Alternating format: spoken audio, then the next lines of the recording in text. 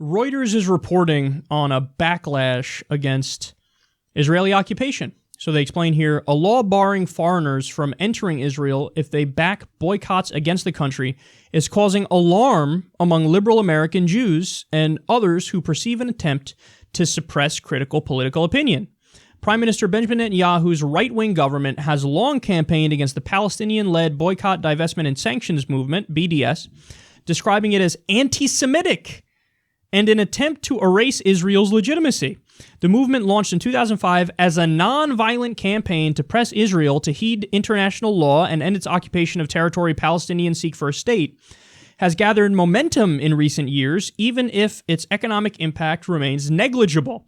On March 6th, Israel's parliament passed legislation saying any individuals or representatives of groups supporting BDS-type boycotts, excluding Israeli citizens and permanent residents, would be barred from the country.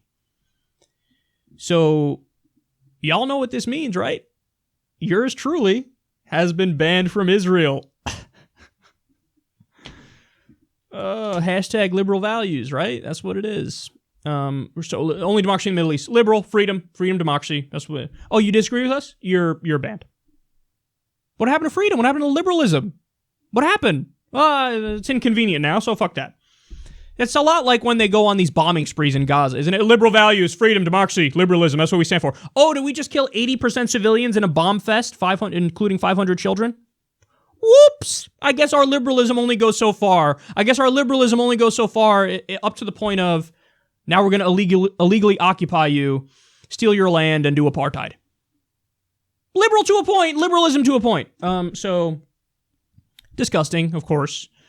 And it's the oldest trick in the book. We've seen it. Saudi Arabia does it, for example. You'll have Muslim fundamentalists go, you're Islamophobic for disagreeing with my interpretation of Islam.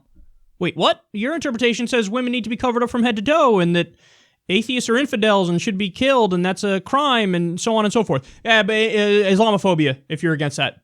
It's not Islamophobia. That's fucking, hey, that's a crazy idea and I'm against it. So in other words, to say I'm against bigotry is bigoted, according to some people. And this is the same thing that they're doing here. Hey, I'm against Israel stealing land that isn't theirs and doing occupation and apartheid. Bigot, you're so bigoted because you're not pro-illegal occupation. Bigot, you're so bigoted. It's so sick. Anybody who thinks about it for 5 seconds can see through it, man.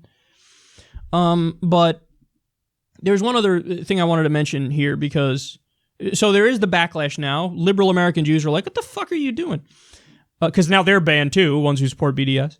But they say, well, look, the economic impact remains negligible of BDS. That's actually not true. 20% to 30% of companies in the occupied territories have left as a result of BDS. And those are numbers from about a year ago, admittedly. It might even be higher now. 20% to 30% of companies in occupied territories said, this BDS is affecting our bottom line. We can't stay here. We got to leave. And they did. So BDS is actually working. And by the way, that's why they're doing this. Would they do this if it really had a negligible impact? Would they really ban people who support it? Ban them! No, they just fucking ignore it. But now they're not ignoring it anymore. Why are they not ignoring it? Because it's working. So just keep that in mind as you see more and more of these articles. Because it's having an impact and they're starting to panic.